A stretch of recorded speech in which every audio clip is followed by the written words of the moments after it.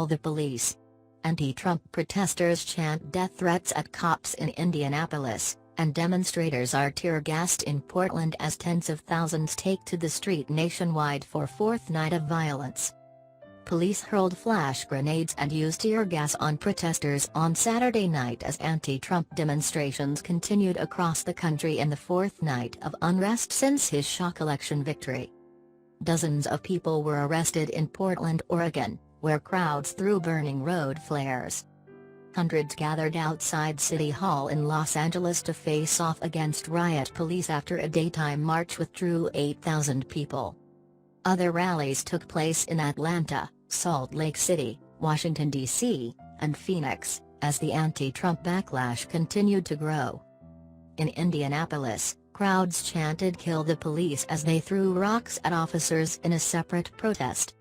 In Portland, officers battled crowds for the fourth night in a row and were forced to resort to using flash grenades to control them.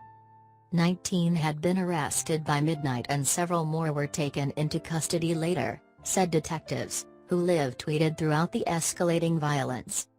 At 2 a.m., they wrote, dozens of people arrested in protests Saturday night and Sunday morning.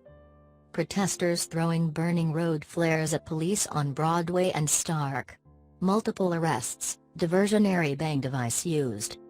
The Oregon city has played host to some of the worst of the riots since Trump's shock election win.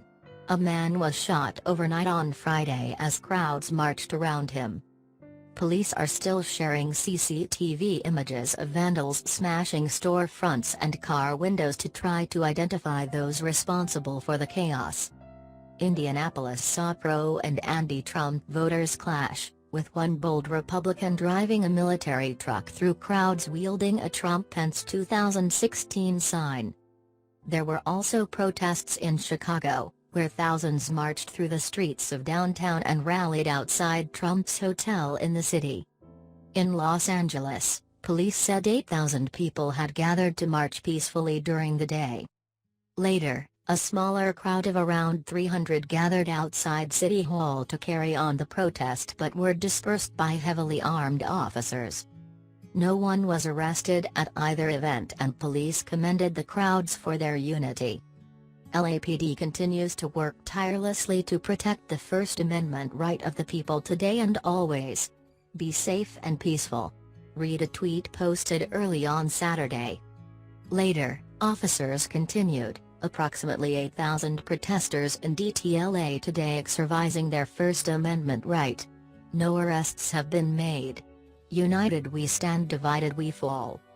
Approx 1,100 protesters in the DTLA area continue to express their freedom of speech and assembly peacefully. Thank you for the unity. The presence of heavily armed squads made for a sinister atmosphere in the city.